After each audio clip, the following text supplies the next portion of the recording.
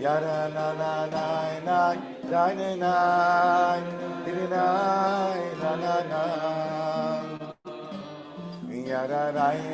na, na na na na. Yada na na na na na na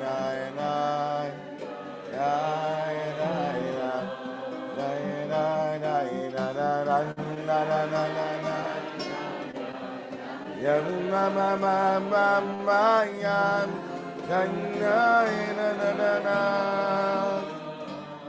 ya ma ma ma na na na na na, ya na na na na na na na, ya na na,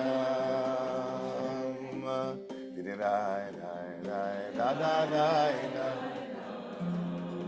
so low, di di da ya da da da.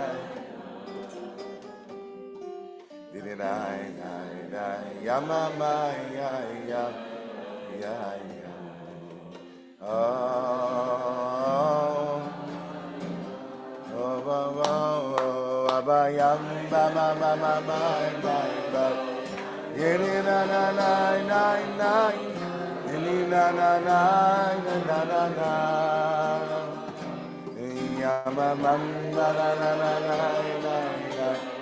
Ya na na na na na na oh oh ba ba ba ba ba ba ba ba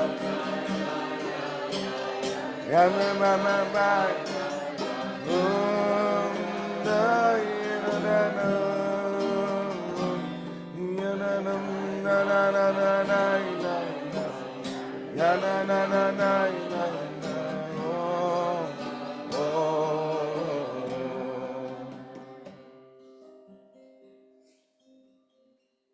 Is this the place that they talk from here? Or is that okay? So the words to that Shlomo Kabach said that melody to are Lemana Chai V'Rei, for my friends, for the sake of my friends, for the sake of my beloveds, for the sake of Re'im Hovim, like, you know, my neighbors in spirit, you know, my spirit neighborhood, my next door neighbors in spirit country. So, I mean, is there a more apt way to start a remembrance of a holy Jew like Rabbi Akiva, whose whole life was really the manachai v'rei. His whole life was just for the sake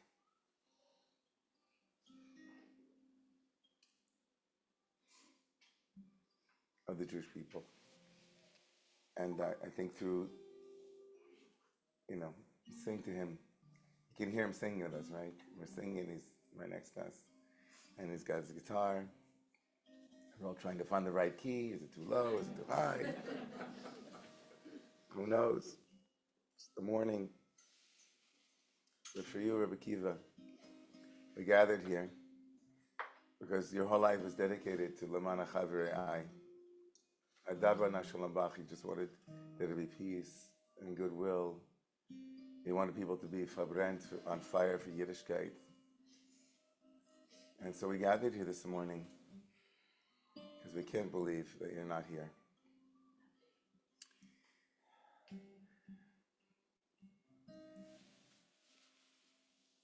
But if you were here in flesh, we could hear you saying, "What do you mean I'm not here?"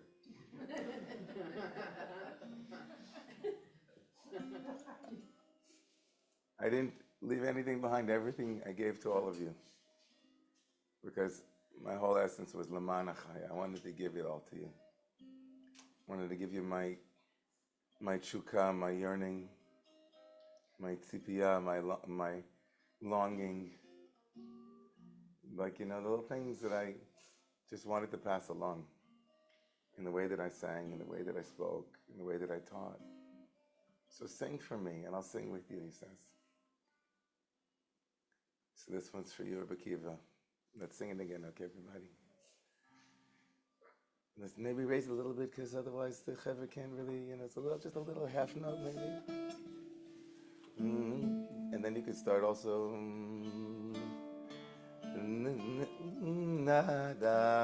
That's much better.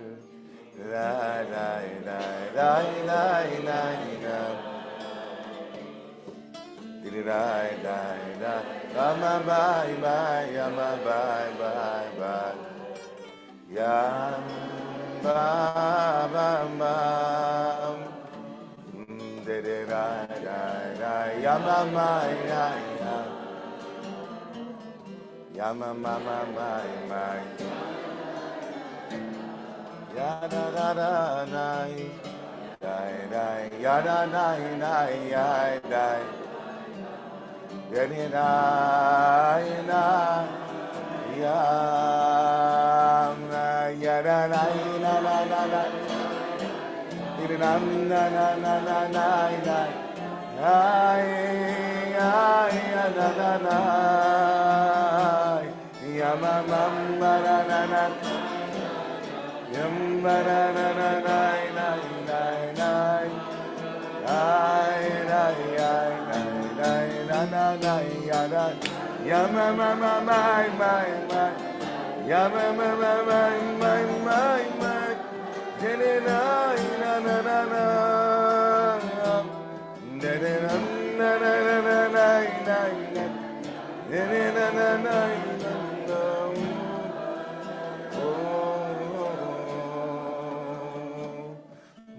Mann Hashem Elokeinu Avad Shatov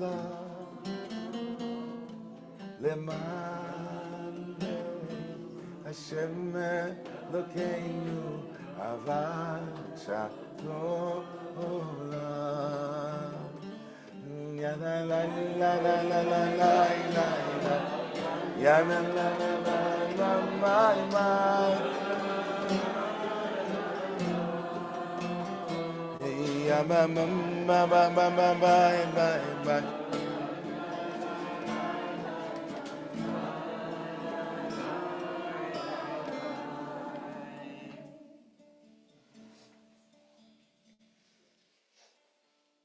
Is this the right place to sit? I mean, can they see me or no? They can see me.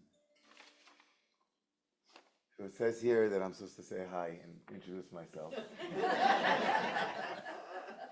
and tell you how I came to be here.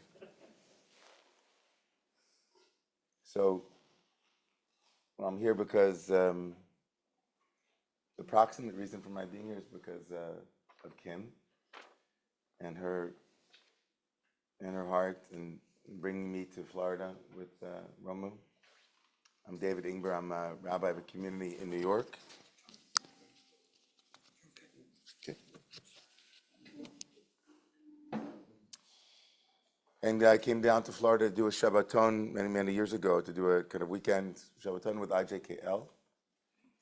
And 3 times makes it real. 3 times. And that's just the way that God works, is that, you were his shaliach, his messenger. Because how could it be that I wouldn't meet Akiva? Both of us having twin brothers, both of us spiritual refugees, maybe, finding one another in this prosdor, in this in-between place.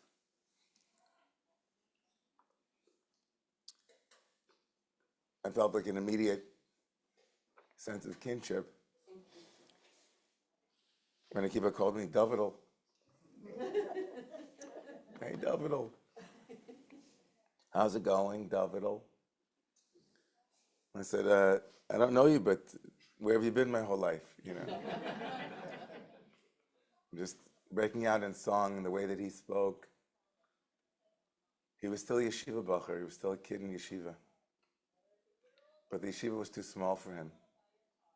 And that world was too small for me too. And Can we get the background? That's, That's your TV, I don't know. If you turn the TV off. You might not be able to hear anything Wow. else, but let's try it. Wow. Yeah. No. Let's see. And one of the things about Rabbi Akiva that, I mean, I'm not going to say anything that people here don't already know about him. He was just a light. He loved people. He loved Jews. He loved the world.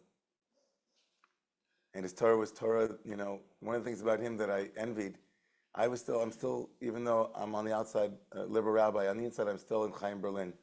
I'm still in the yeshiva somewhere. I care about all kinds of things that I probably shouldn't care about in terms of this text and that halacha and all this kind of stuff. And Akiva was like, he was just in the world of spirit. So all that stuff, he already graduated. He wasn't holding on to anything. He just wanted to the only thing that really interested him was teaching Torah that made people feel more alive, more connected to their hearts, more connected to spirit, more connected to the possibility of connection to God. And one of the things I remember the first Shabbaton, I think even the way that he invited people to come and make a blessing over the bread, I thought, wow, who is this guy? Who is this guy? And he said, Mamish. Mamish,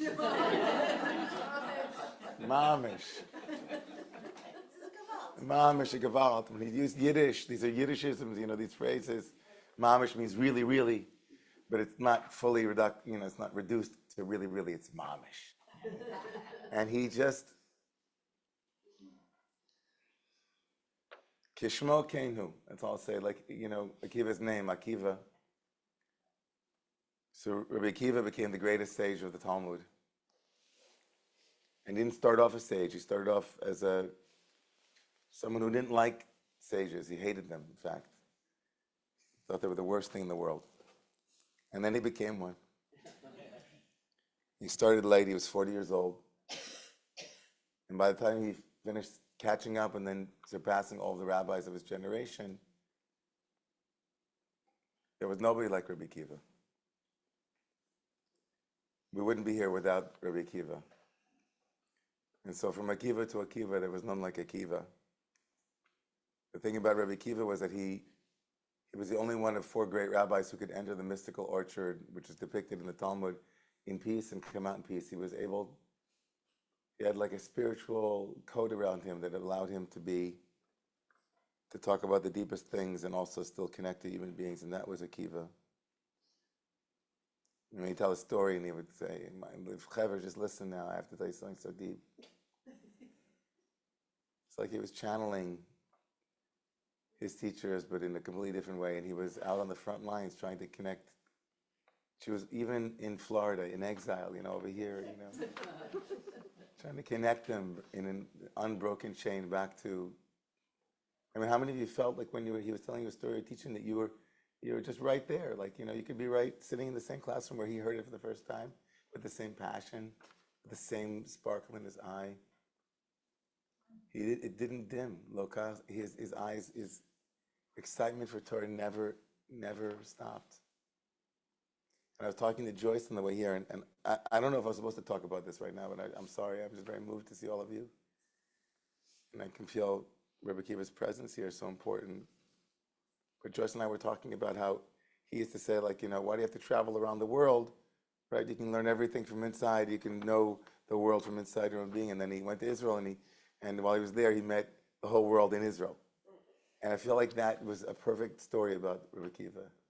He didn't have to go around the world, to understand that every person was made b'tselem Elohim, with God's image, and that he felt obligated to try to bring that out.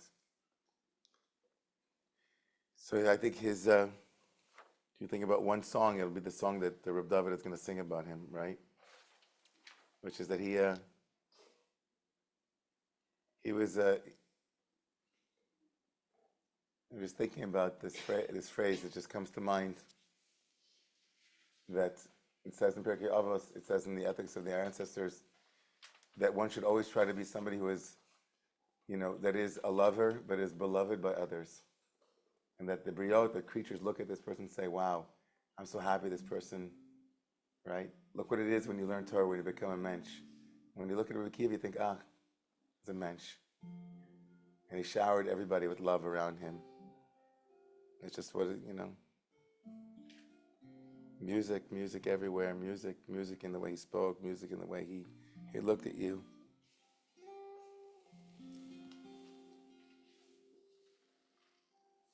You can play the game, you can act out the part, but you know it wasn't written for you. Tell me, how can you stand there with your foolish heart, afraid of being the fool? One thing can lead to another. It doesn't take any sacrifice. Oh, father and mother, sister and brother, if it feels nice, don't think twice. Just shower the people you love with love. Show them the way that you feel.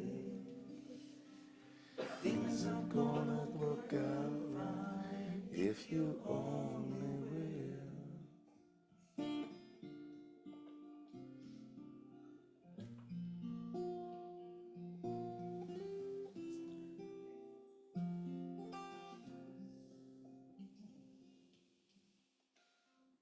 You can run and hide, but you cannot hide. This is widely known. Tell me what you plan to do with your foolish pride when you're all by yourself alone. Once you tell somebody the way that you feel, you can feel it beginning to ease. I think it's true what they say about the squeaky wheel, always getting the grease. No need to shower the people you love with love. Show them the way that you feel. Things are gonna be just fine if you only will. What I'd like to do to you, shower the people you love with love. Show them the way that you feel. Things are gonna be much better if you only will.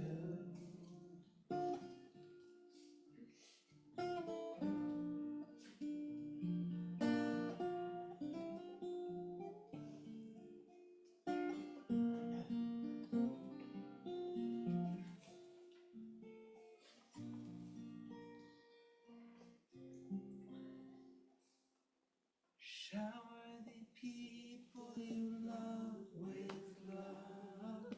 Show them the way that you feel. Things are gonna be much better if you only will. What he always did to you. Shower the people you love with love. Show them the way that you feel. Things are gonna work out fine if you only will. Shower the people you love with love. Show them the way that you feel. Things are gonna work out fine if you only will.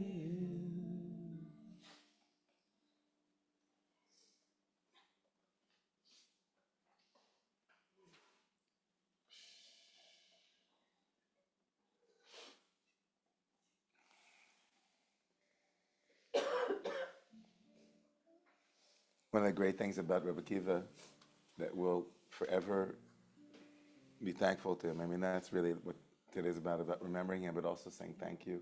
Can we ever say thank you enough, really?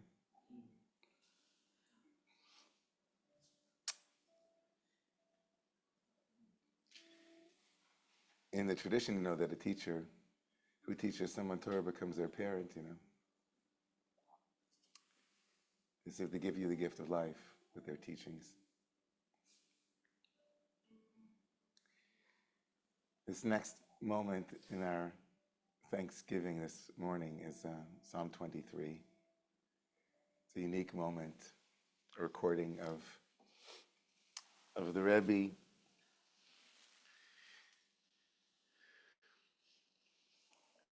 Just listening to his voice, and it's so perfect that it's Psalm 23. Psalm 23 is intimately connected to both loss and to those who have gone to the other side, but it's also connected very deeply to the phrase Adonai ro'i lo echsar. God is my ro'i, is my shepherd, but also re'i, God is my friend, and then I'm never lacking anything. One of the things that I remember when I would talk to Rabbi Akiva, he would talk about his enduring, complicated, nuanced, lifelong connection with the Ribono Shel Olam, with Hashem, to God. And so when I heard this, I thought, Hashem ro'i lo echsar. It was an Eved Hashem. It was really a servant and a connection point to the divine. Let's listen.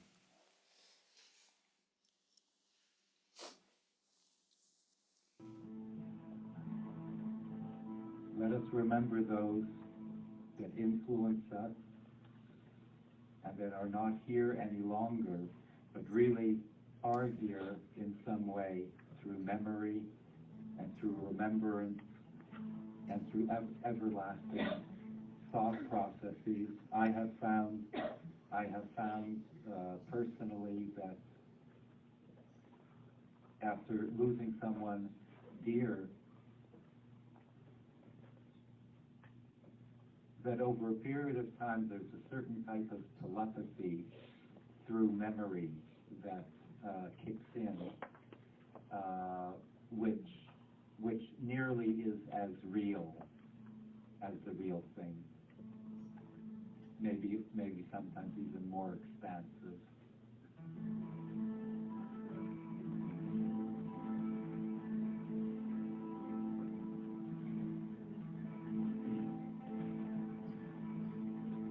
Mizmor LeDavid, Mizmor LeDavid, Adonai Roi, V'hoi Achsor, V'noi Sesher,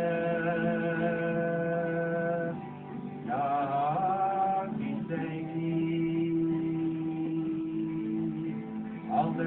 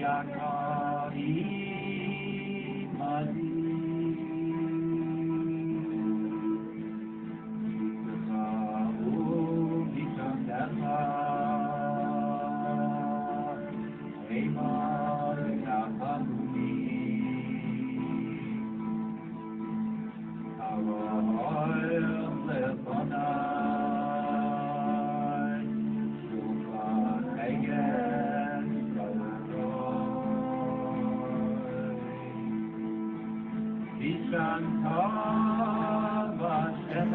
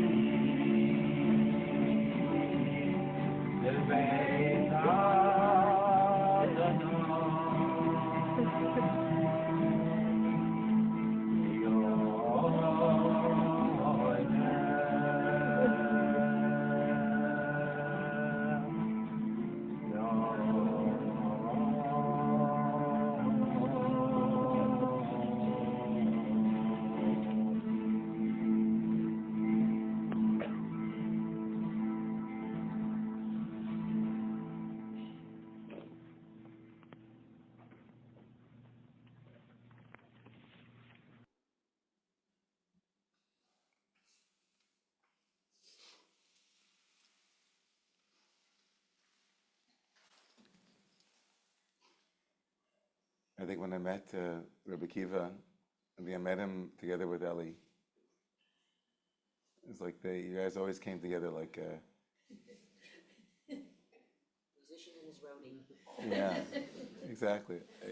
But it was more, for me, every time I saw you there, I kept thinking I have a long way to go in my own parenting. To have my children look at me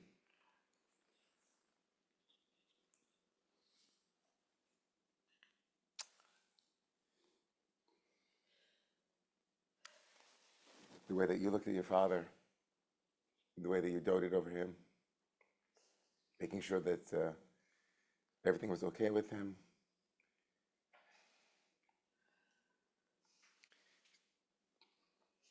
It's a big schos. It's a very lucky man to have that kind of love, to have that kind of devotion.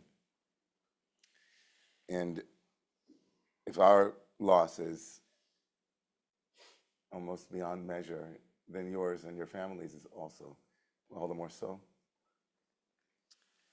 So it's a big tova, it's a big favor that you're doing to share words with us today about your relationship with your father. And so our hearts are wide open for you to listen.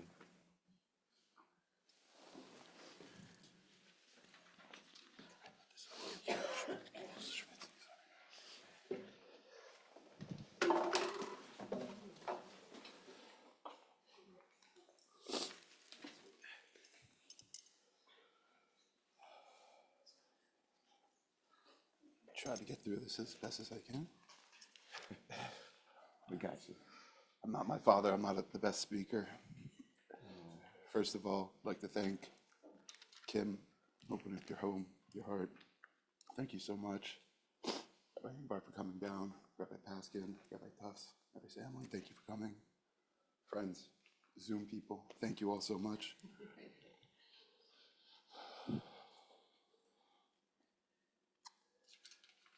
When my brothers were eulogizing my father, they spoke about many aspects: his origins, his upbringing, his studies, his rabbinate, most importantly, me and my mother. Today, I'm just going to touch upon a couple core memories, really one core memory with a bunch of little core memories kind of sprinkled in. And that's Shabbos in my household. Shabbos in my house was a lot of fun. We'd come home early from Friday.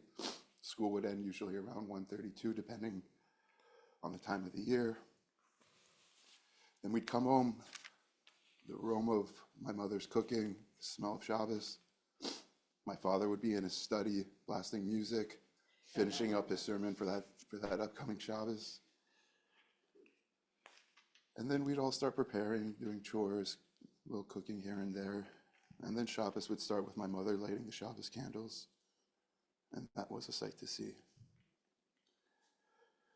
We would come back from shul Friday night, and before we would go into our meal, we would decompress a little bit with my father always had some game for us to play. Usually it was a little putt-putt golf. Get a little competitive tournament before we started Shabbos meal. My favorite part, then we'd start singing Shalom Aleichem. And until we'd get to Kiddush, from Shalom Aleichem to Kiddush, in some households it would take 5 minutes, in our household it would take about 20 minutes until we got there. We'd sing everything. My favorite part, though, was when my father would bench me. That was a sight. It wasn't just we come up to our father and it was a boom, Yisimcha Elohim, Kefram Gimnashe, and go on our way. My father would put his hands on my cheek, bring us in forehead to forehead. Wouldn't even start the blessing 15, 20 seconds in. I remember as a 7-year-old looking up, my father's eyes were intensely closed. And even then I realized something special was happening. My father would then start the blessing. Soft, soft whisper, all while getting the best earlobe massage in the world. And then he would stop. We would still be forehead to forehead, another 15, 20 seconds. And then he'd say, go give mom a kiss. And then we'd start Kiddush. go into washing.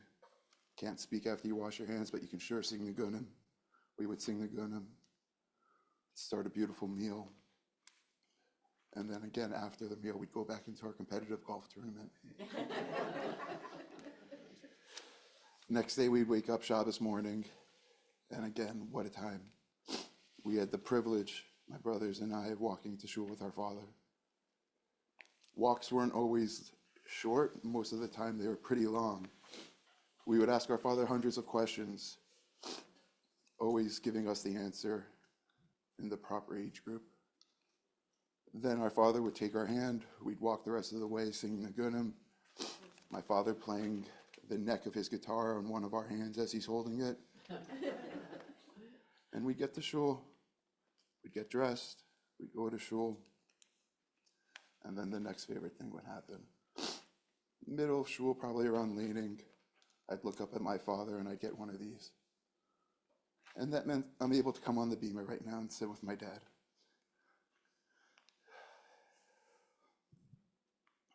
And that was a time for me. One particular time I'll go into, my brothers and I always tried to make our father laugh while he was on the bima. Sometimes it would work, sometimes it wouldn't. Sometimes we'd get a shh. One time, just out of the blue, a gentleman just had an aliyah, came up to shake my father's hand, and I noticed his shoes, very shiny, very elegant. And I'm probably around 10, 11 years old. I turned to my father and I said, Tati, his shoes are like butter. And I just see my father kind of grab his talis, go down into his talis, and I don't hear or see anything. And then I see my father's stomach kind of like belly laughing. And he couldn't stop. 5 minutes tearing on the bima. And I definitely won that award. I look to my mother. She starts laughing, crying, seeing my father crying of laughter. It was fun time. And as a rabbi, you're on call on Shabbos. But my father never made it feel like that. After shul, we would sit down to a beautiful lunch prepared by my mother.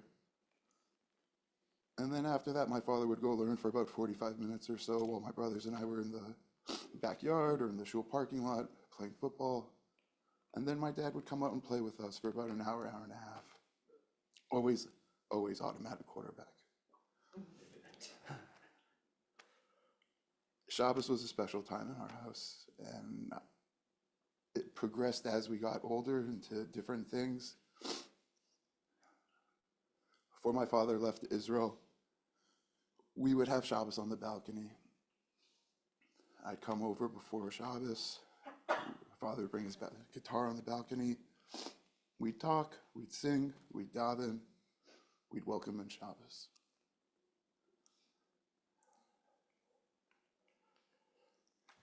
Tati, there are so many core memories that myself, my brothers will take with us forever.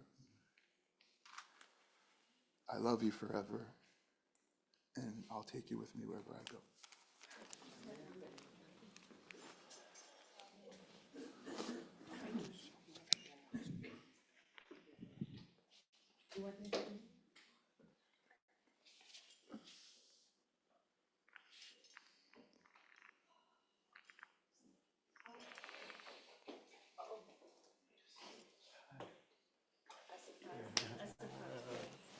Hi guys. Man, I knew this was going to be a good Shloshim, but I didn't know it was going to be this good. Wow, my heart is wide open. Thank you, Kim, so much. Thank you, everyone. Another aspect of Tati that was special and amazing and unique was his relationship with some of our best friends. That he would really take to them and build a relationship. If he knew that they were special to us, he would really try and build a relationship with them. And that was really special throughout our whole lives. We have countless friends, from my older brother, Sim and Yo, and their best friends to our best friends here in Florida. One of them is Daniel Gittler, and he was our friend since we were 10 years old and grew up our entire lives with him. and he became one of Tati's students, I would say, in the last 10 years or so. And I wanted him to speak to you guys just to give another aspect of another Talmud of Tati's to say a few words.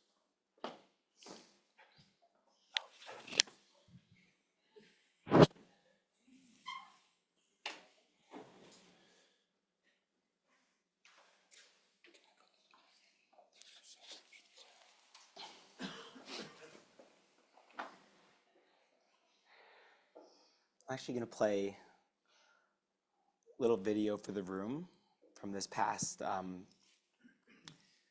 Friday night from Shabbat, building on what Ellie was saying.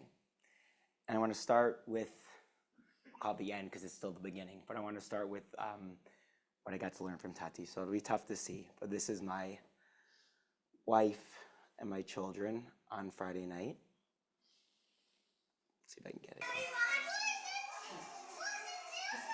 Dancing, Tom Yisrael Chai. Blasting music. It's a little thing, but I'll take a step back for a second of a little bit about me. So I grew up, amazing family, modern Orthodox, and it served me well for a really long time. And at some point, I was personally missing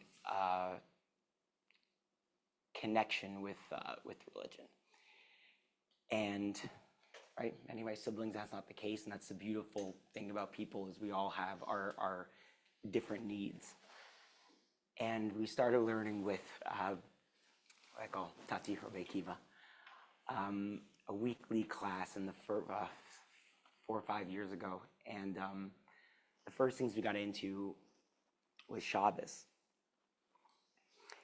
And one of the most special things about Tati was he didn't look at anything as a general rule or idea. It was always individualized. And so as we started speaking, and he didn't have to ask me how this, he could tell by my line of questioning and where I was exactly what I needed. And we went through classes and classes on how do we actually connect to different topics from Shabbos to kosher to other items. And at the where I am now, where I can sit with my family, and what feels right for me at this moment is you playing beautiful, whether it's Isha Ribo, Al Golan, and sitting around and dancing, and that feeling so right to me when a few years ago that would feel so wrong. But it's walking through and knowing what I needed, grounding it back in the text of the Torah. So it's not dismissing it, it's grounding in why it's what you should be doing. Because if I walk it back to the original text, here's what it actually was intended. And here's where we ended up taking different paths for good reason. And here's where you are now. And here's why it all makes sense. And it's not only okay, it's encouraged. And that's just one microcosm of what we would go through and learn. But it's changed my life and the way I view Hashem, and building on what Ellie said, those brachos sound amazing. You've told me that before. But you can feel again that individual perspective of how I'm sure with all 5 of you boys, he looked and had that. And I guarantee you he had different thoughts and intention with each of you with what you needed.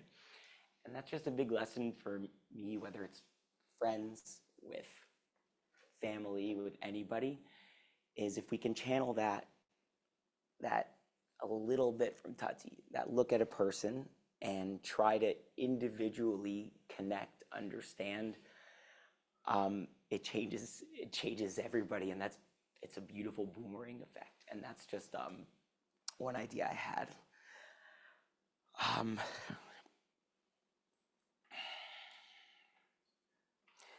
2 more quick thoughts. As you mentioned, Psalm 23 and Mizmor David, we still have on the screen. It's funny, there's every word in that has its own story. The part that I connected most with that, with Tati, was Kosi Revaya, my cup is overflowing. And this is somebody who moved from city to city, and had challenges and had some run-ins with places and had amazing experiences and lived in Edmonton. I don't know what that was like. It's here now, Florida. And I've known him for 25 years. And every time I had a conversation, his cup was overflowing. Just like the joy in the mundane, the joy in the conversations, the ability to be fully there and present in that moment, which I believe was his key skill that led to Kosi Ravaya, because you felt it anytime you spoke to him. His cup was overflowing. And that's something I try to remind myself all the time when I'm like in a moment, I'm with my family and I'm thinking about something with work or this and that. I'm just like, here, like Kosi Ravaya, right? And it's a key thing I took from him. And I think as a last thought, I forgot the exact words you used before, but when you said that he would explain that if you thought about someone, I forgot exactly what he said, that it's kind of could be like the real thing. So I've thought about this so much that I honestly don't know if I was on the phone for this shiur or if you told me afterwards. Honest to God, it feels, which is, didn't even intend to say, is this concept of, he was explaining the idea, and I'll retell this, Yo told this at the Levaya, that Yo and Ari were in Israel, and they said to Tati, they said, who are your best friends? Oh, yes. And he paused like he does, and you don't know whether you should say something or if he's thinking. And then you start to talk and he's talking, and it's like, because he's so deep in thought. It took me 3 years to find that cadence of like, when do I speak, when do I? And Shlomo, of course, Zalman, Rav Cook, missing a couple. And I think Heschel, of course, Heschel. I think Yo said to him, he's like, okay, but like some of those, they died 25 years ago. And some of them you've never met. He's like, no. He's like, I'm reading them more and more and more. And anytime I close my eyes and I ask a question, or I know them well enough, and our entire lives effectively are in our minds. And so if you can actually tap in and close your eyes, and you can ask a question, you can have a conversation, you have to have the belief in it. But if you can believe in it and have him there, he's strumming his guitar and he's giving you your answer, that creates real memories. And whether or not he's physically there, that's really happening. And our entire lives are what goes on in our heads and our hearts. And so I was at a couple weeks ago at davening Friday night, and I was sitting there, and I closed my eyes. And you can try it now if you wanted to speak or not, but he's strumming his guitar.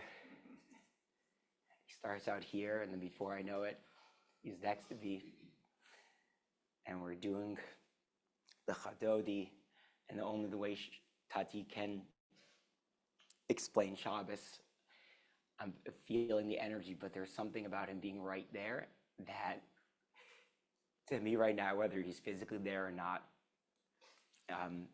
he was right there, and that's a real memory for me. So as we miss him dearly, and he's an irreplaceable person to, I think, everybody in this room and on the Zoom, it works. So sit there and have that moment with him.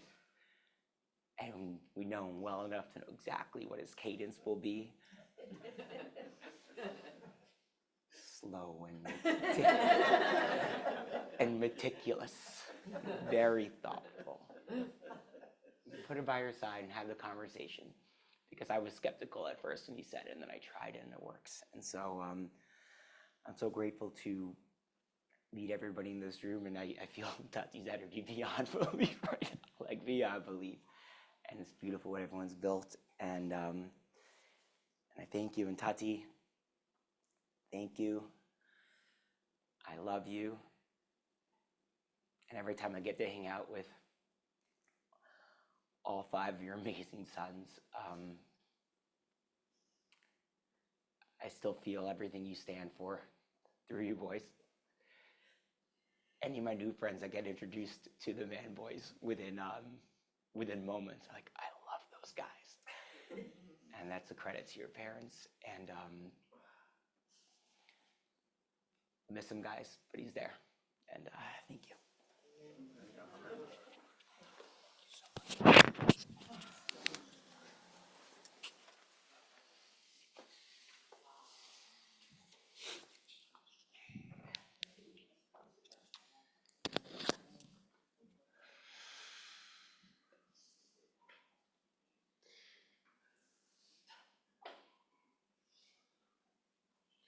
Let's take a deep breath. That was amazing. What a gift. Thank you, guys. Really. I was thinking that as all 3 of you were speaking, I kept thinking there are teachers whose teachings we remember, and that's one level.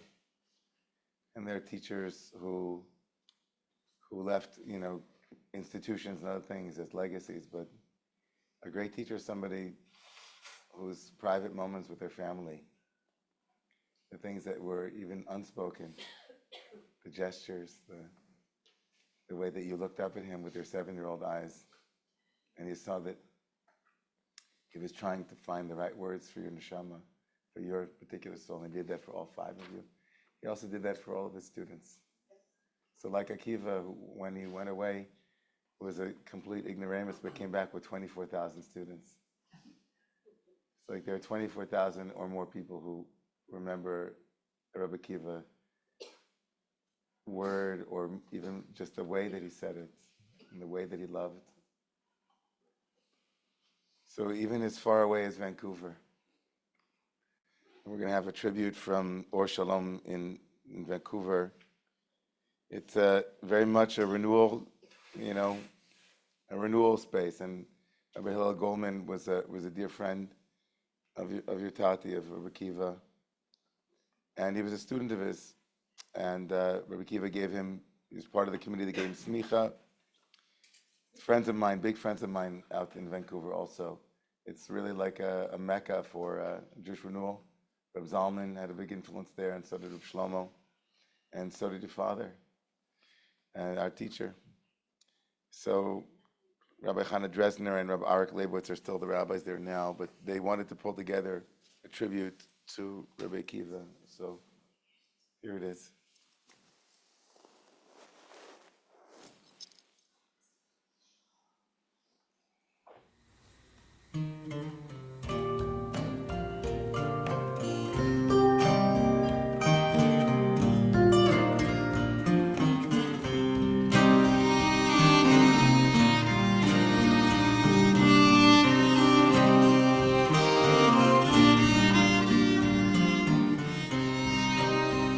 If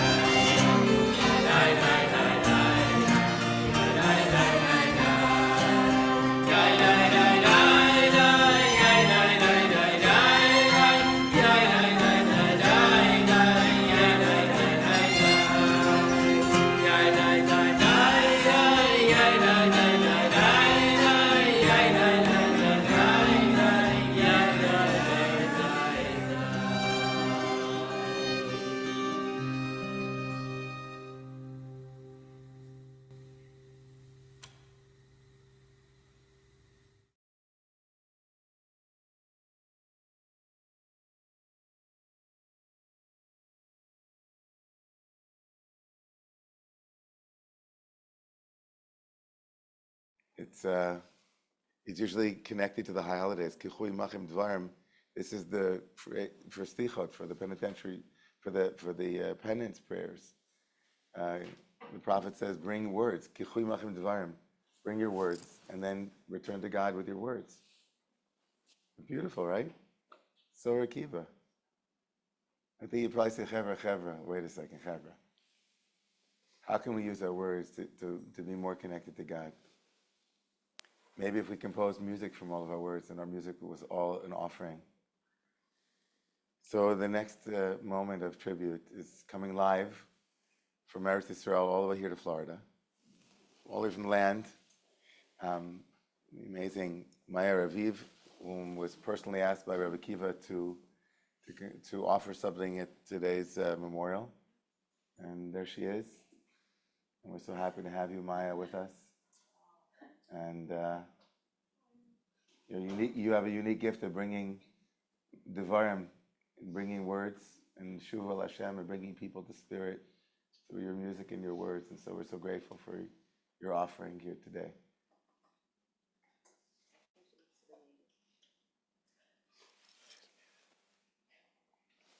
I think she has to unmute herself.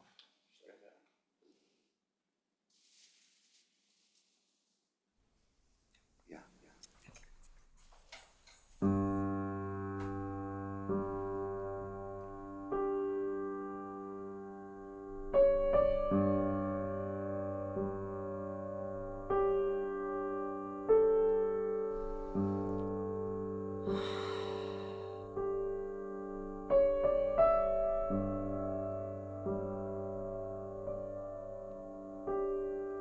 שיר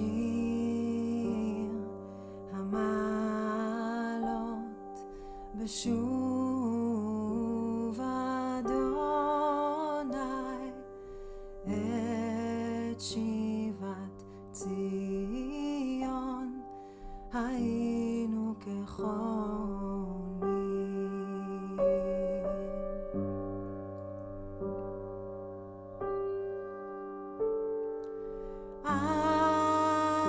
אז ימלא שחוק פינו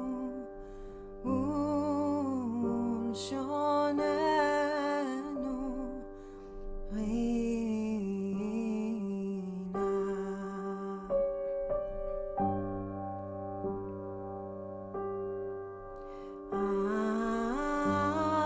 אז יאמרו בגויים הגדיל אדוני לעשות עם אלה.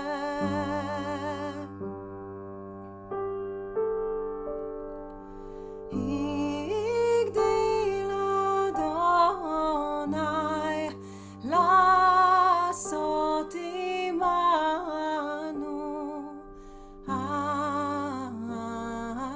היינו שמחים.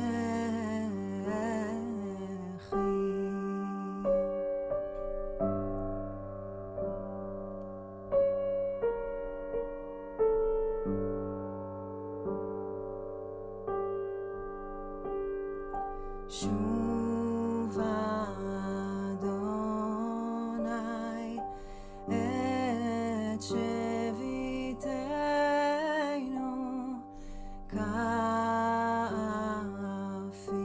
כאפיקים בנגב.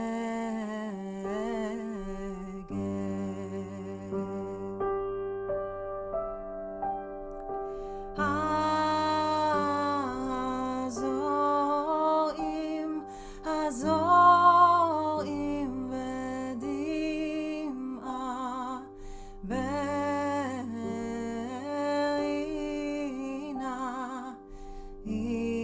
יקצורו.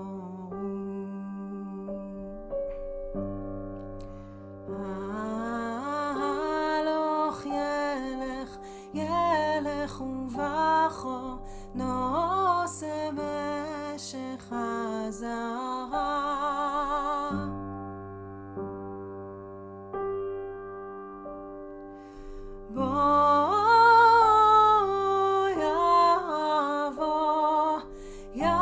יבוא ברינה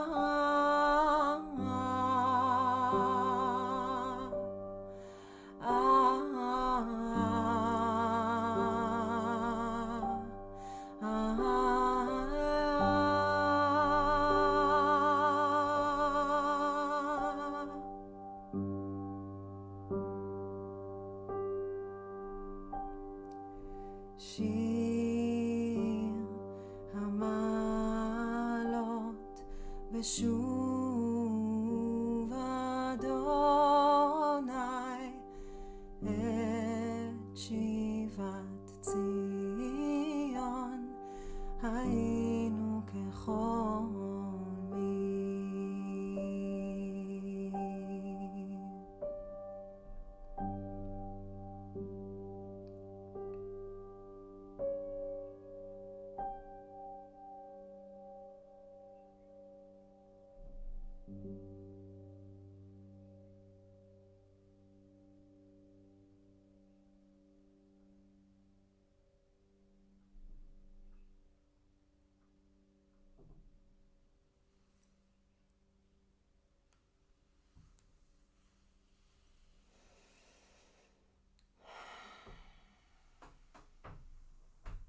Amen.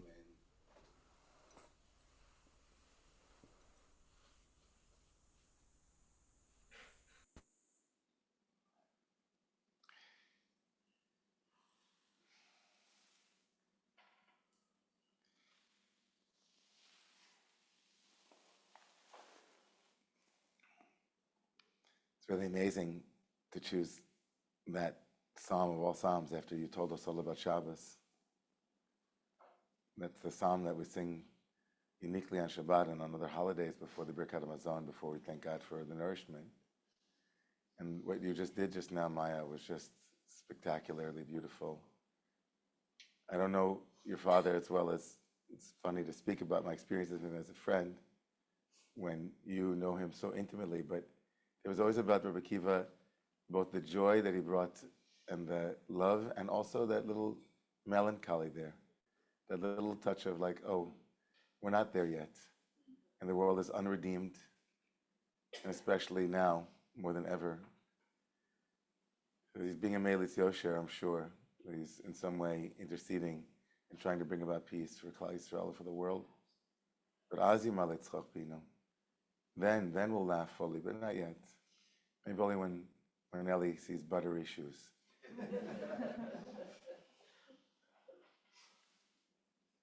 So from one remarkable offering to a dear friend of Rabbi Akiva, who's also coming to us from Israel. His last name is also Raviv. And who's in a Merkava, is in some perfectly quotidian and perfectly placed, not a studio in Tel Aviv, and not like, not even home, but in his car. Zohar, of course, Zohar Raviv, for those who know Zohar here in this community, you don't need this introduction, but he's an internationally recognized Jewish thought leader. He's been, and he is, right? And he's been a friend of IJKL for almost 20 years. When Romamu and IJKL did an Israel trip, we went to a lot of different places, but we also had to stop and say hello to Zohar and to listen to him. From the moment they met, from Rabbi Akiva and Zohar met, they were Mamashi Didei Nefesh, friends of soul and spirit. And it's really another gift for you to take time in Eretz Yisrael now to be with us, Zohar. Thank you, Rabbi.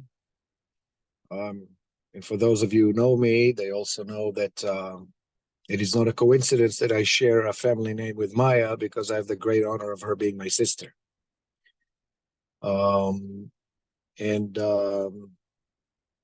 Like usually, she put me in the right place spiritually with her angelic voice. And I would like to share with you a few words about Rabbi Akiva, and by way of preface say that this is not in memory of him, but in honor of him. The memory is ours, the honor is his. And when I think about Rebbe, with whom I had countless conversations about a host of issues, especially issues that had to do with the, how shall we put it, the upper levels of human existence.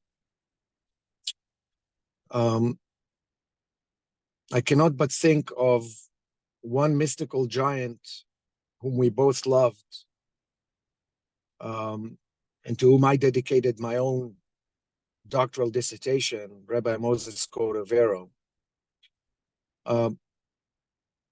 who in one of his books talked about Adam Kadmon, the first human, that was a being of light.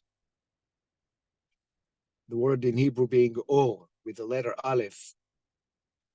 And that after the downfall of humanity at the Garden of Eden, Adam and Eve became beings of flesh and blood, or beings of skin, which is also the word Or in Hebrew, but this time with the letter Ayin.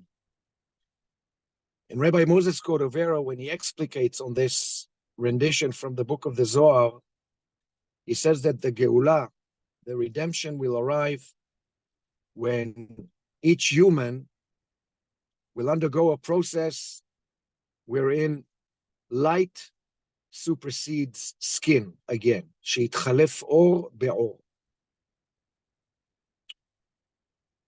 And I often thought about this verse when I sat with Rabbi Akiva, because I was always at awe at this man who managed in his lifetime to literally take his soul out of its body and put it on top of his skin rather than beneath it like the rest of us. He was radiant to me, not only through his mind, but through the fact that he was a walking human that reminded me, in the most positive sense, a relic of giants of old, and a man who constantly felt the agony of a displaced soul and rejoiced with the joy of a soul that finally found its path. The second thing that comes to my mind is the way our sages talked about the essence of education and of teaching, which they equated to the ability of a torch to light a zillion candles without losing an inch of its own bright light. And for me, Rabbi Akiva was such a torch, a person whose mere presence, let alone words, music, smile, laughter, and above all, immense humility, managed to so brightly light so many souls and put a true essence into people's lives. And the last thing that comes to my mind, which I immediately thought of when I got the news of his relocation to Yeshiva Shel Mala, was about Bet Hillel. Because Rabbi Akiva, for me, was the quintessential rabbi of Bet Hillel. And those of you who know about the legendary dispute between Bet Shammai and Bet Hillel, and the tractate that speaks about the 3 years in which they were fighting each other and arguing about all matters of Torah, until a heavenly voice came and said, these and these are the living words of God, or the words of the living God. And halacha is according to Hillel. And the rabbis ask, if these and these are the living words of God, why is halacha according to Hillel and not according to Shammai? And the answer is, not because Bet Hillel understood God better, not because Bet Hillel were better Torah scholars, not because Bet Hillel understood the minutia of every Hebrew letter or Hebrew word or exegesis or what have you. It is because they were nochin ve'aluvin, they were pleasant and humble, and they took the effort to quote the words of Bet Shammai before of their own words, and the wisdom of Bet Shammai before of their own wisdom, and even changed their own verdict if they were persuaded by the sincerity and conviction of Bet Shammai. And this was Rabbi Akiva for me, a man who understood that the quest for wisdom will never fulfill itself if it doesn't serve humanity. So I say farewell to Rabbi Akiva from my car in Israel, but it is only a temporary one, because I have no doubt that as a Melitz Yosher, as the rabbi just said, I hope Rabbi Akiva will also be a Melitz Yosher for me and save me a seat, maybe a little bit behind him, in the Yeshiva Shel Mala, so we can continue to do what we always enjoyed so much to do, and that I will continue to have the great honor of being his eternal student. Baruch Dayan Haemet.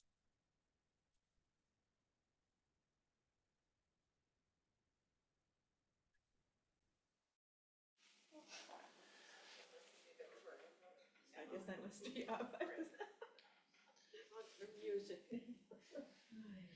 Just want to say you had a very, you don't need to be introduced, of course, but be remiss not to acknowledge the very unique relationship that you had with Rabbi Akiva.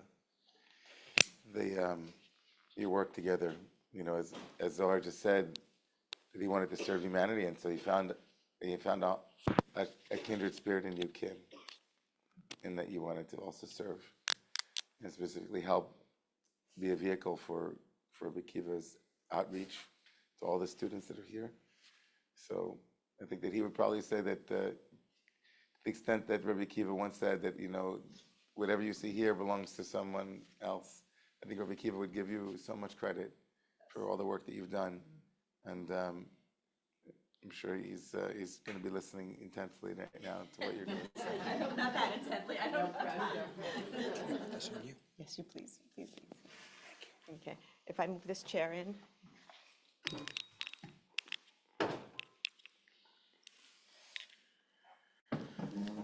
Hi, Al. Hi, R. Guys. I had it all written out, but we'll see how I do without it. First, the overwhelming love that we have is so present. And in May, I said to him, Rabbi Akiva, you're going to die, and you're going to be buried in Jerusalem, and I'm going to be here with the Chevra, and if you don't tell me what to do right now, I don't know what I'm going to do when, that day comes. So this is what he asked for. This is exactly more than any of us could have imagined, because transcendence sort of appears, whenever Rabbi Akiva did a program with us. And many of you know that I never took a day, a class, or a minute with him for granted. I made sure that I wouldn't look back and wish I had gone to that class or had the experience of a second night Seder. And after the last high holidays, which was 2019, because COVID and everything else, I remember sitting and thinking, I have never experienced anything so high in my life, that Dayenu, for this alone, we were created to have this experience. And I remember thinking, and I can say this to this group because one of the things that Rabbi Akiva really wanted was a chevra that could understand the concept of transcendence and the concept of immanence. And I remember thinking the only way to describe what I'm experiencing is that he has managed to bring more transcendence into immanence than I would ever have thought would be possible and still have immanence. And the recording from the Mizmor LeDavid was from one of the last high holidays that we did. and you heard it. We can reach out. We heard it. Where'd you go, Dan? But, that we just need to draw in his essence. There are many of us who used to say, or who do say, what would Akiva say?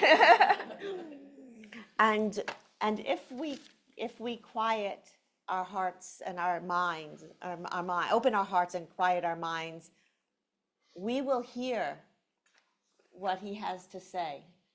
And that is something that is beyond measure. I'm going to be all over the map, and I'm going with it. First, it is through the universe of, oddly enough, that Howard Chess said to me while I was just starting that, or lost in seeking God.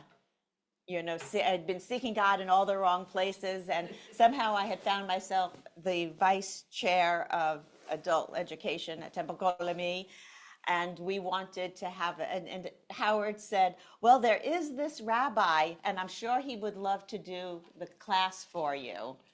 And that was the moment that started a lot of our lives, you know, going in a really, really special direction. Bouncing all over, talking about the bracha on Friday night. One of the sweetest moments, I was at Shabbat with Rabbi Akiva and with Sim and Donna and the amazing grandchildren. And sure enough, when it came to do the blessings, Sim got up and he blessed exactly the way. I don't know about the earlobe massage. That might have been special. And when he finished, he walked over to Akiva and he said, Tati, and he bowed his head down, and Akiva blessed him. And in that simple moment was so much love that it was, I carry it.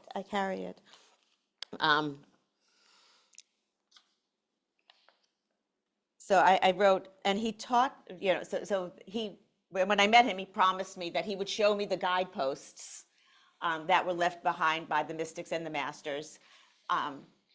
And he taught the guideposts, teachings from Rav Kook, Rabbi A.J. Heschel, Rabbi Adin Steinsaltz, the Rambam, Reb Nachman of Breslov, the Seer of Lublin, and of course, the Kotzker.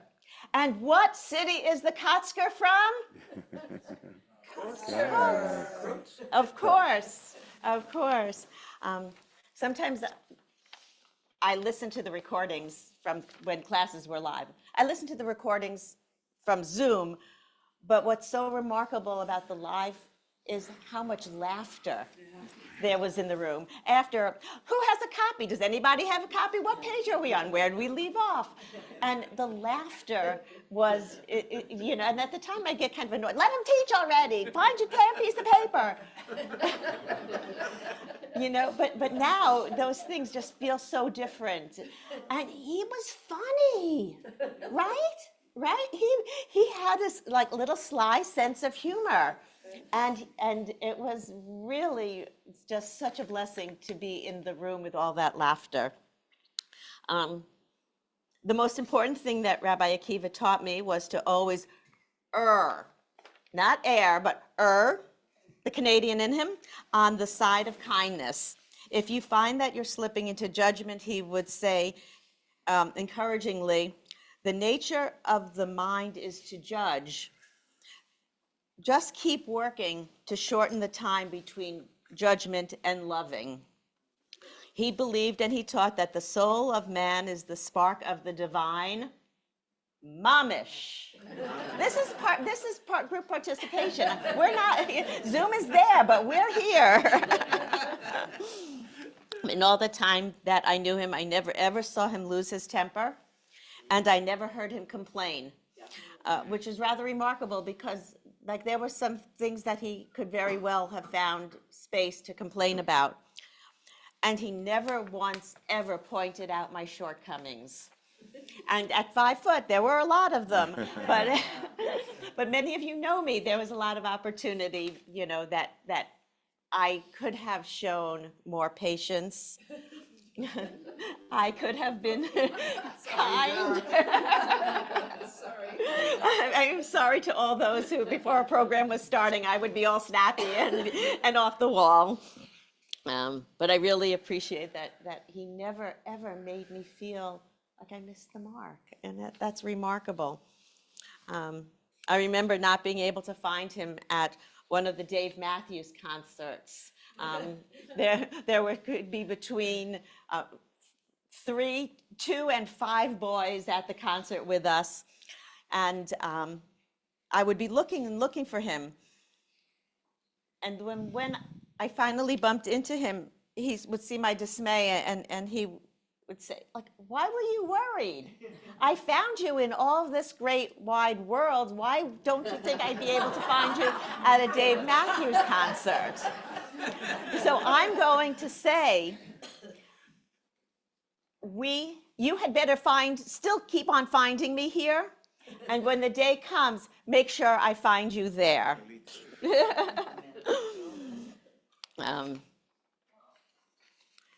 So many years ago, I remember seeing a Facebook post that said, there are friends for a reason, friends for a season, and friends for a lifetime. I loved it. I thought it was profound and brilliant. So I immediately wanted to share it with my Rebbe. And he got the I'm thinking look on his face. And I could hear him say, or not hear him saying, shut up, I'm thinking, from Dave Matthews. And after a few minutes, he looked at me and he says, I don't get it. I mean, really, what's not to get? Friends for a reason, friend for a season, friend for a lifetime, obvi. And then he said, when someone has impacted your life, they are a friend for a lifetime. If somebody has awakened something in you, be it in a moment, be it in a season, that is something that changes you, and they are present within you for a lifetime. And I'm reminded of this because I've been hearing stories about small interactions that people have had with him and how he evolved their thinking, helped them solve whatever was troubling them.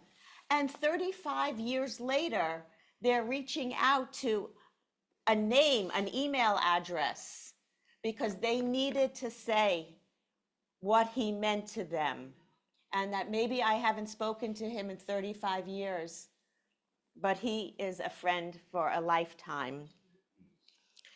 And everyone here has had their own relationships with the Rebbe. And I just want to say that there were times that people would say to me, Kim, could you just ask Rabbi Akiva to call me?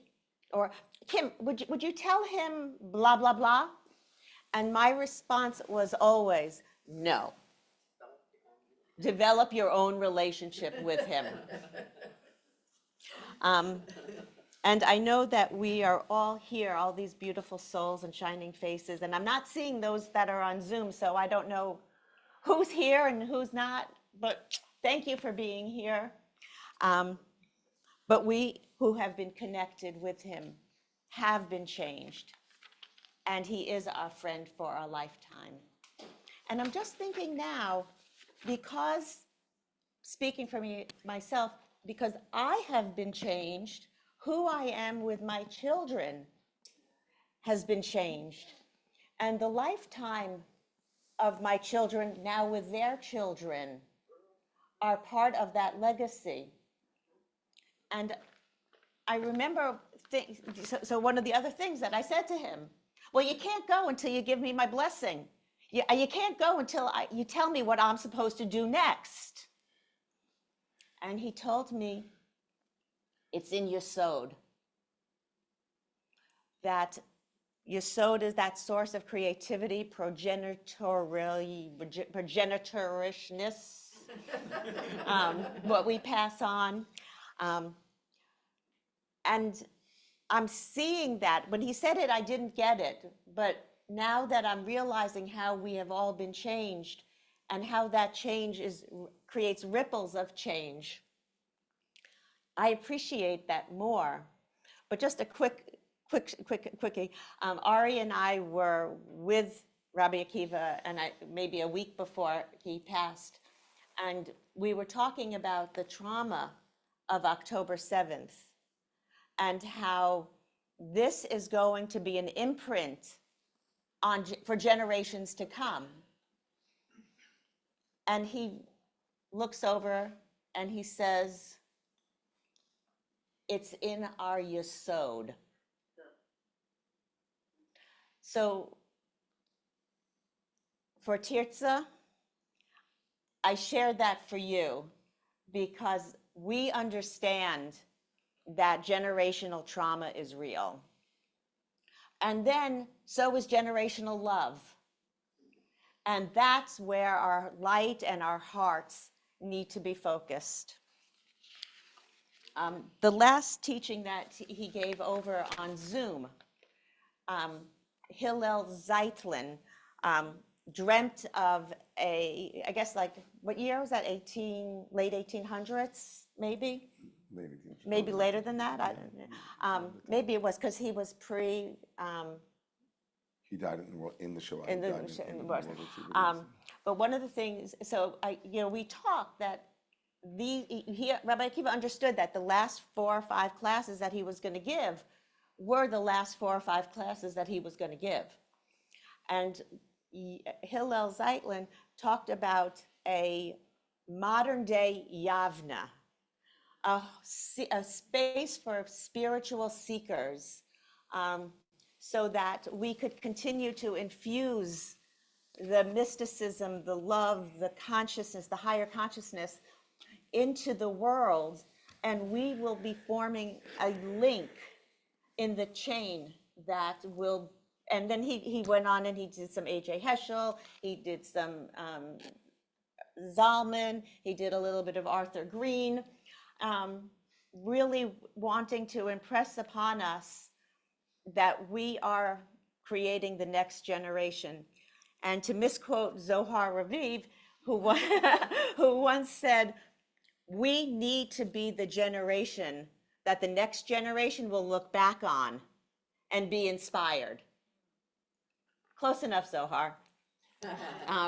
But you can get that.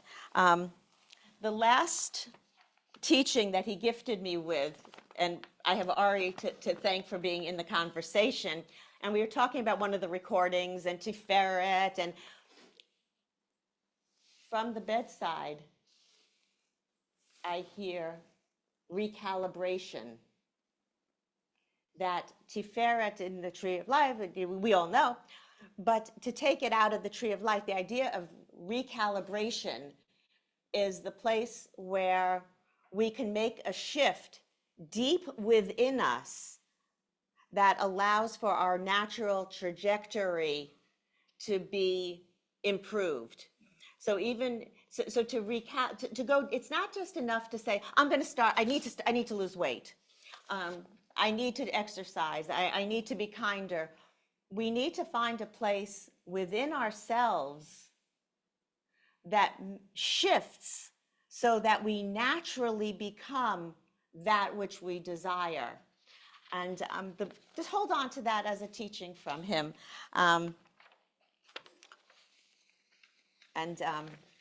As we've heard Rabbi David say, I'm going to bring this in for a landing. Our love for Rabbi Akiva and the impact he has made upon us as individuals and a community is beyond our ability to fully realize. He was the embodiment of his teachings. The words tzedek, tzadik, mensch, lamed vavnik, an angel are used to describe him over and over again. And of course, he would shrug this off, as he was also the embodiment of modesty and humility. We are his legacy, transforming the mundane into the holy and compassion into reality. We keep him in our hearts and in our actions every time we recognize the Holy One in the faces of our family, friends, and especially strangers.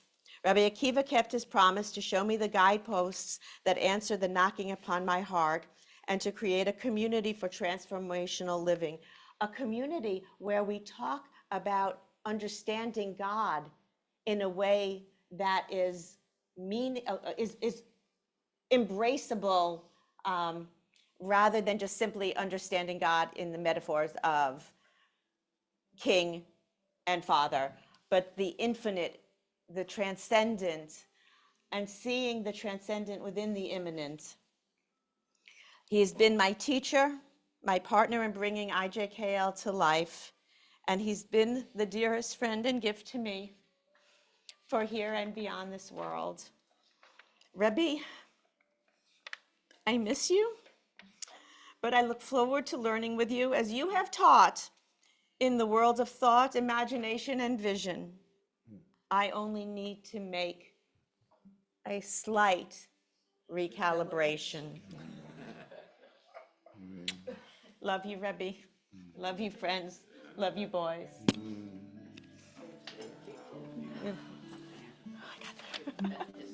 Oh, your thing.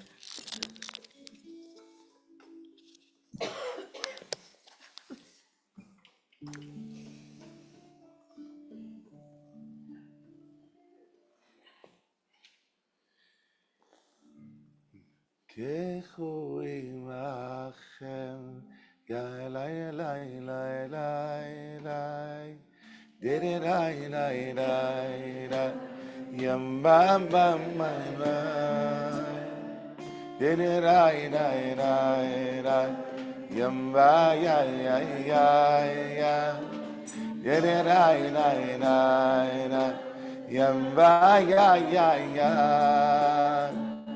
Yana nine nine nine nine nine nine nine nine nine nine yam nine nine nine nine dene nine nine nine yamba yamba ya dene nine nine nine yamba ya Kechu imachem imachem de davarim dararai rai rai rai yamba yamba yamba dai dere rai rai rai yamba yai yam dere rai rai yamba yamba dere rai rai rai yamba yamba dere rai rai yam bam bam bam, did it nine yam bam no, did it nine yam bam did it nine yam ba yam ba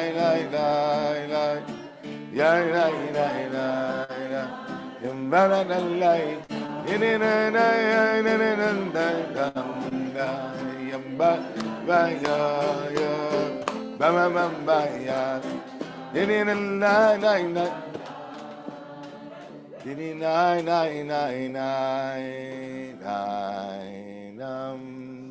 yamba ba ya yam ya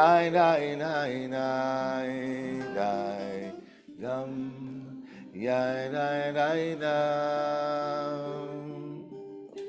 did it I dum yana did it I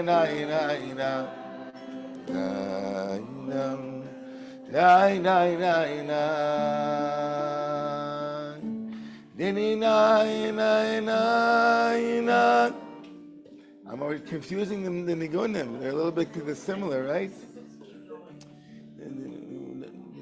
Do it again. Do the first one. Did it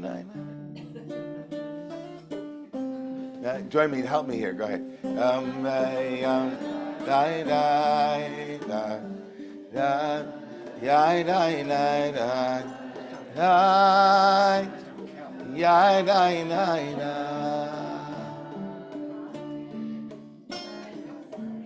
No, we don't. That's not the second part.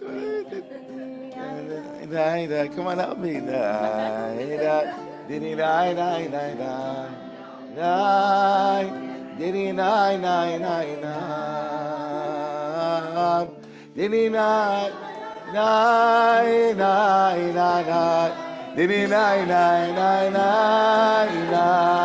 Nice.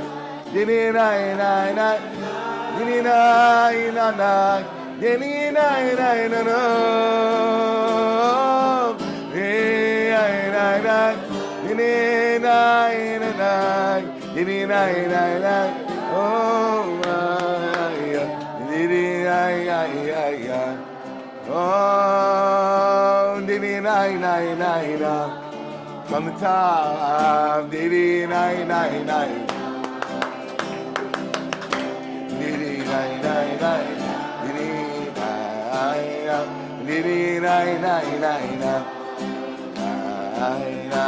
diddy nine nine nine, yeah, diddy nine nine nine, diddy nine nine nine, diddy nine nine nine. Oh, oh, oh, nini nai nai nai, hey, nini nai nai nai, oh, nai nai, nini nai nai, oh, nai nini nai nai, nini no nai, oh, nai nai.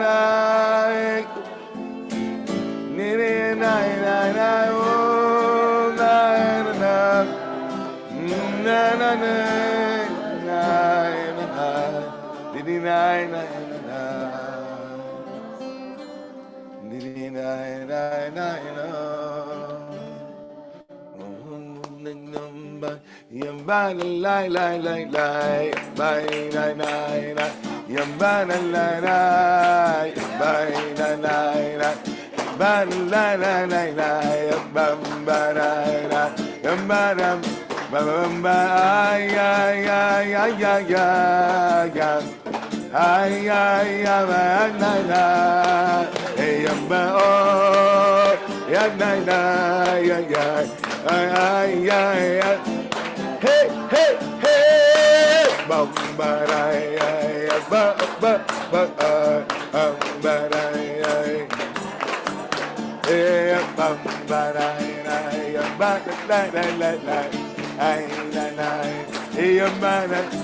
ba ba ba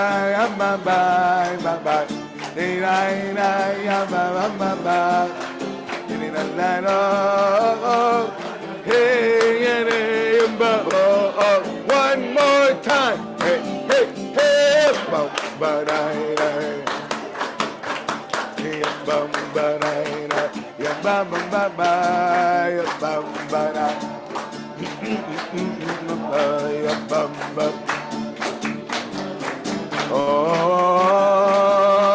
my, oh, na na na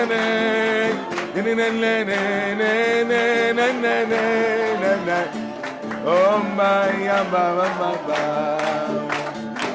oh that Yamin asli ego, that areyu biyeshuati, oh that Yamin asli ego, that areyu biyeshuati, oh that Yamin asli ego.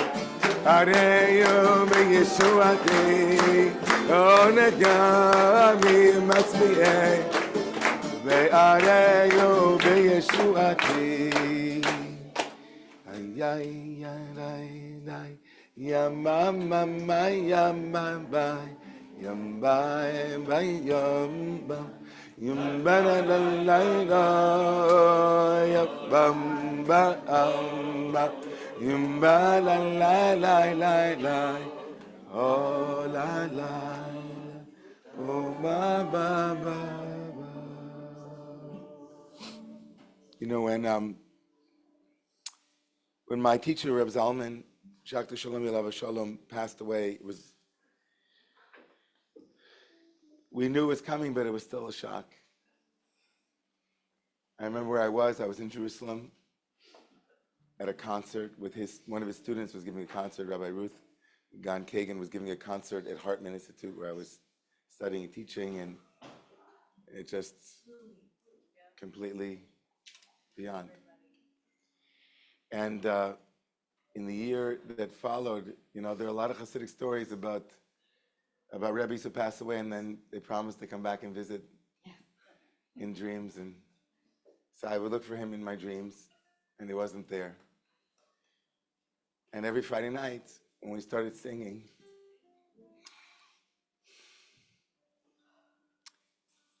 I could see him so clearly dancing.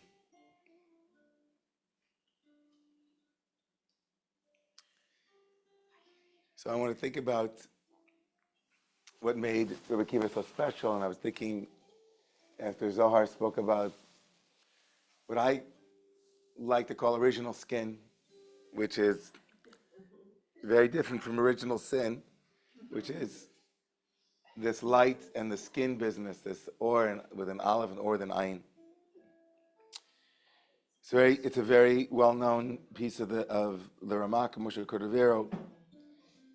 But if you look in the Yalkut Shimoni in the Midrash, at another point in the Torah where light and skin come in, it's when Moshe comes down after 40 days on the mountain, and the Torah tells us that his face was completely lit up. It was like, it's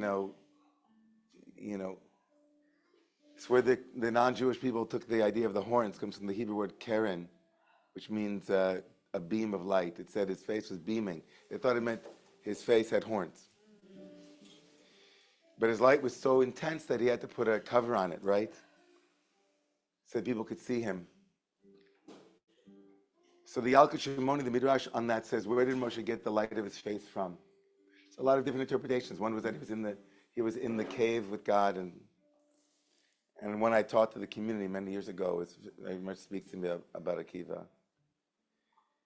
We're told that the 10 Commandments, or the tablets, were 6 by 6, basically. 6 tfachim by 6 tfachim. They were vavei hamudim. There were 6 in this direction, 6 this way. So the Midrash says that when God gave Moses the tablets, Moses was holding on to the bottom 2, and God was holding on to the top 2, which left 2 in the middle. And the Midrash says, where Moshe got his light of his face was shining from the 2 not owned, or the middle 2 tfachim, the middle 2 inches of those tablets that was uncharted territory. God said it doesn't say God says it's mine, and doesn't say that Moshe, neither one of them was holding on to it, but Moshe reached to try to hold on to a little bit more of the tablets. And for that, his face shone. For like everything that he was doing in the world, Akiva was yearning to bring a little bit more of that Torah down into the world. And he was always reaching down to give a bracha, reaching up to grab some more Torah and bring it down, as you said, from into the imminent, bring it down. He kept saying, okay, a little bit more, a little bit more.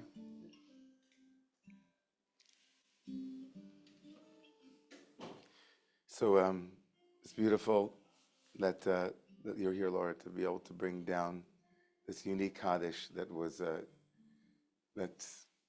this is Akiva's Kaddish, and Kaddish that he wanted to be recited here at the memorial, at this honoring, not the memorial. Thank you to Zohar. And Rabbi Allen and Rabbi Arnie. I think they stand right here. We want to honor you and be present here. I'm sure Rabbi Akiva is thrilled that you're here. He and I were friends. Chaver, the word chaver means to come together. We were 2 Canadians in exile here in the tropics. And we became we were attracted to each other, just soul to soul.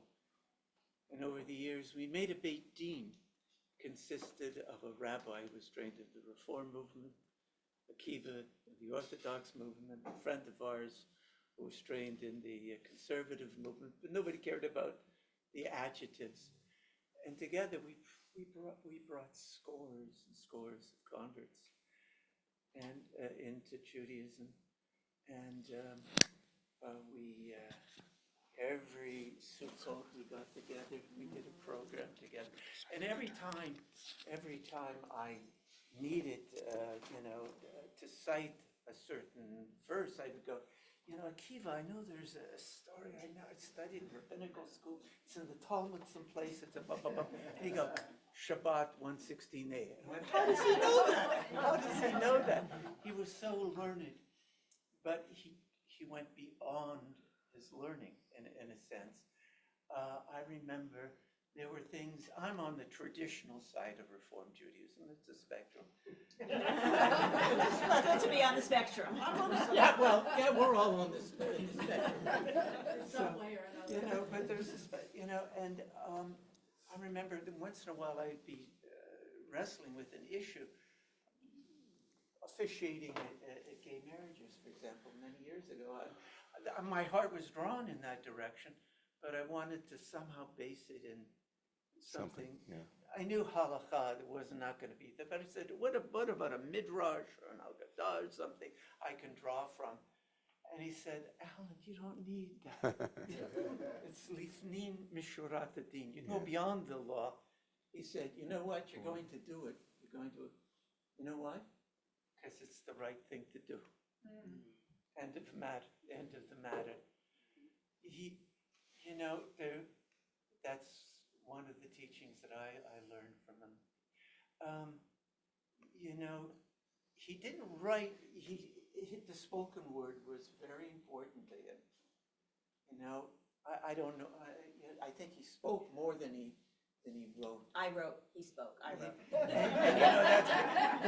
That was very much in the early Hasidic tradition. That's a Hasidic tradition. Yeah, speaking. Once you write it down, It's not you living. something. I was so glad you departed from your text and you spoke from the heart. And when you speak, I hear his voice, the way he spoke, the way he just drew you in. Another little line from the Psalms that I think of when I think of Akiva, and it's Ani tefilati. I am my prayer. When he prayed, there was no Akiva, there was no prayer. It was all one. And when we can become our prayer, when we allow that transcendence to come into immanence.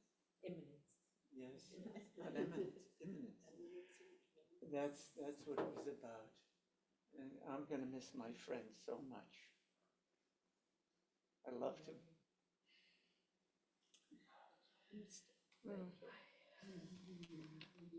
Wow. So we are standing here with this prayer, the Kaddish. And it just so happened that last night for rabbinic school, I was tasked to read about the Kaddish. And something that really struck me was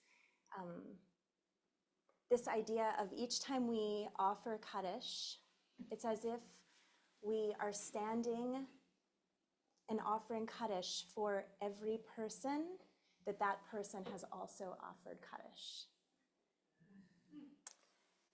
And as we are sitting here with Rabbi Akiva in our heart, in our spirit, in our soul, and feeling that Yesod and the transcendence and this immanence right here, where he has imparted the wisdom throughout each and every one of us.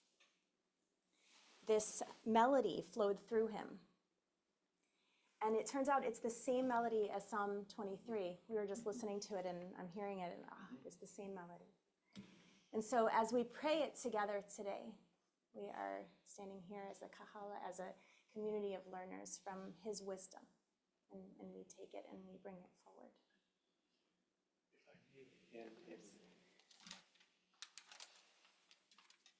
I was on the lower level of the study with Rabbi Akiva.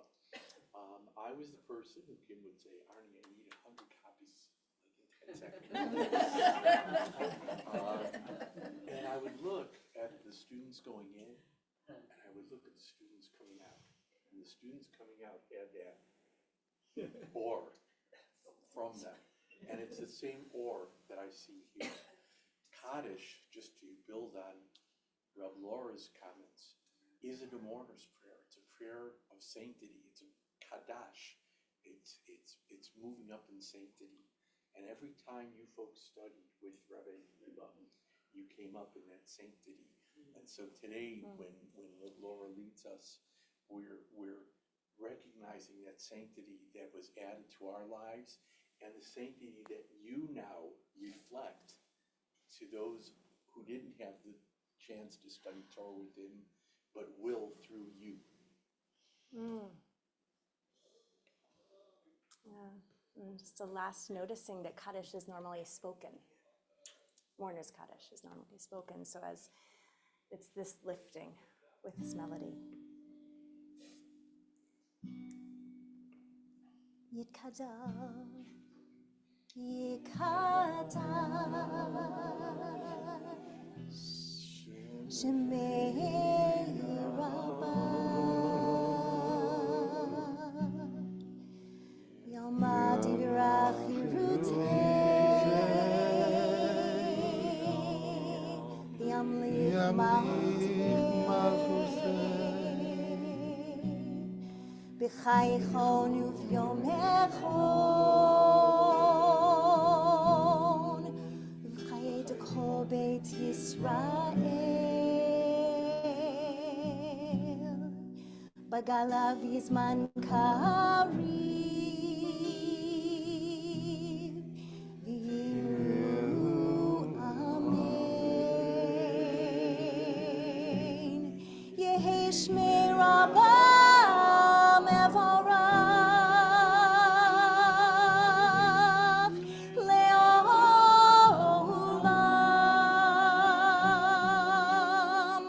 U'le'omayah.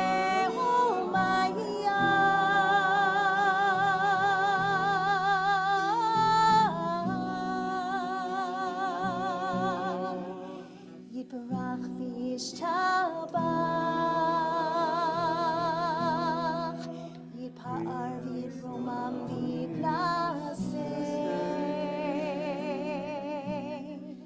V'yithadar v'yitalel v'yitalal, Shemei D'Kodesh Shabrichu.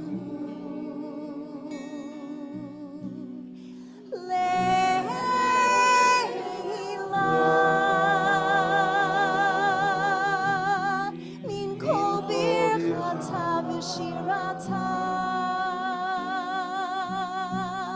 Tushbechata v'nechemata, Damiran be'alma v'imru Amen. Yehesh le Rabbah min Shamaya, v'chayim aleinu, ve'al kol Yisrael, v'imru Amen. Osei shalom b'mromav, hu yasei shalom aleinu, ve'al kol Yisrael, ve'al kol yoshvei tevel.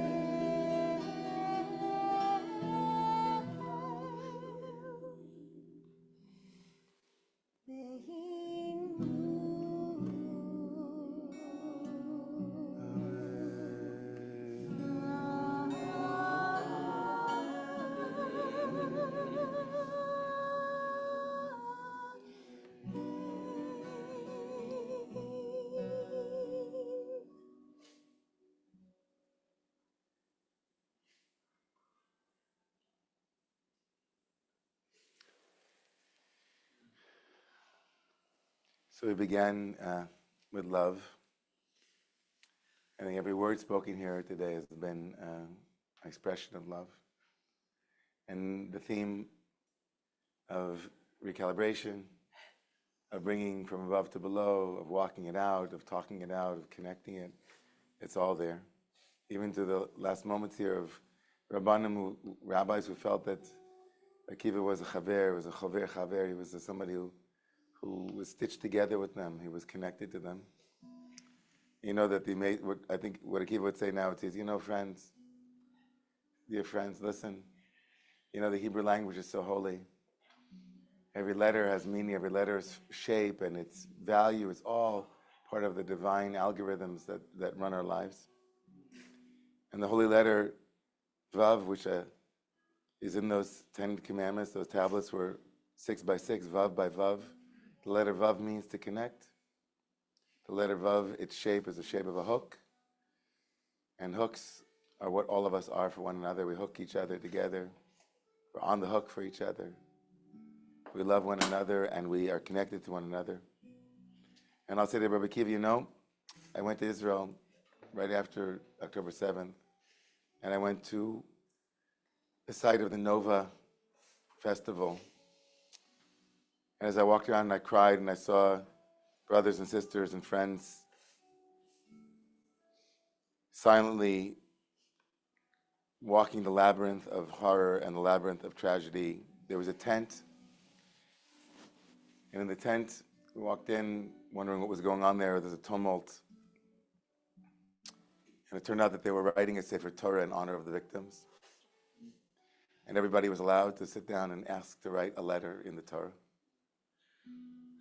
And I sat down, and the scribe, the sofer, asked me to put my hand onto his arm and to say that, that this is for the sake of writing a Sefer Torah. And he wrote a letter, and I looked at it, and it was a Vav.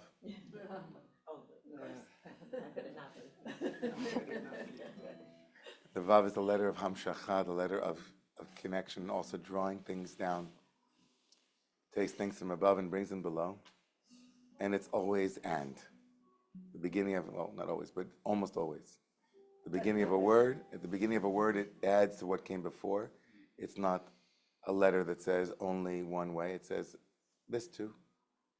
And the Vav is this community, IJKL, all of the students here, all of the people who loved and vaved with our beloved Akiva.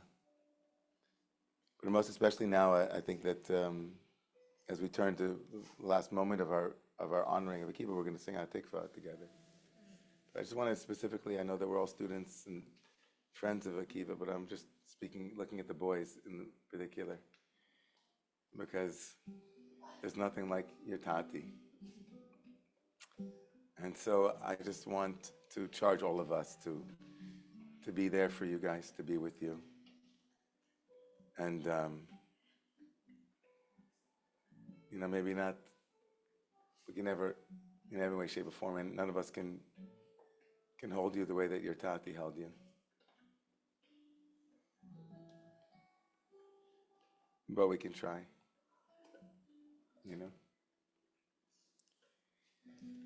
So Akiva, before we say I think I just want to say that if there's anything that I did wrong, I'm sure I could have done a lot more. I apologize. And I hope that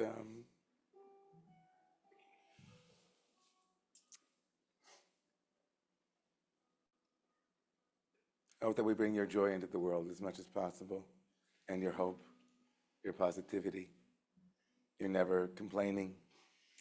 You're never insulting. And I'll always remember being in that room over there after our Shabbaton, sitting with you. I'm not going to say what was going on there. Some very aromatic things were happening that were very beautiful.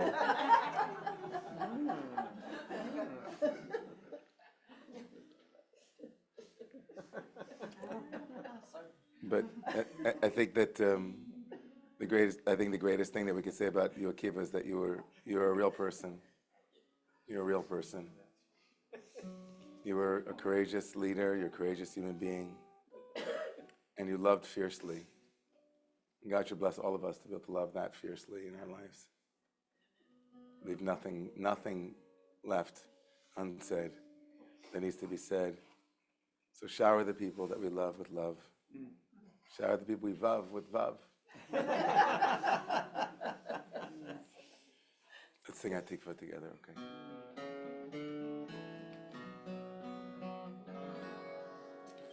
Kol baleva benima nefesh yehudi homiya ulefater kadima magin letzion Sophia on love that nigmadenu atikma v'neshnot al-bayi להיות עם חופשי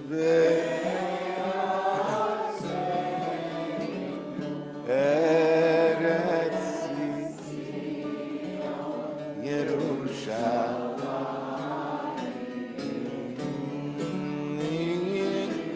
אותם חבשים מארצנו ארץ ציון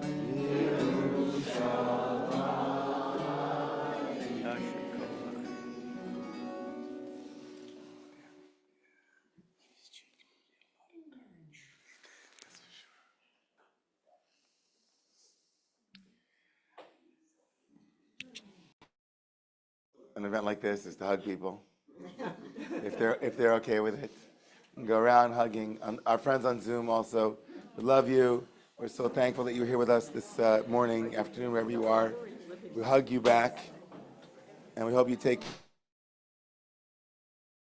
that we experience here. Yeah, they're getting it? Okay. Much love to everybody. A big yasher koach. Yasher koach. Only managed to throw twice.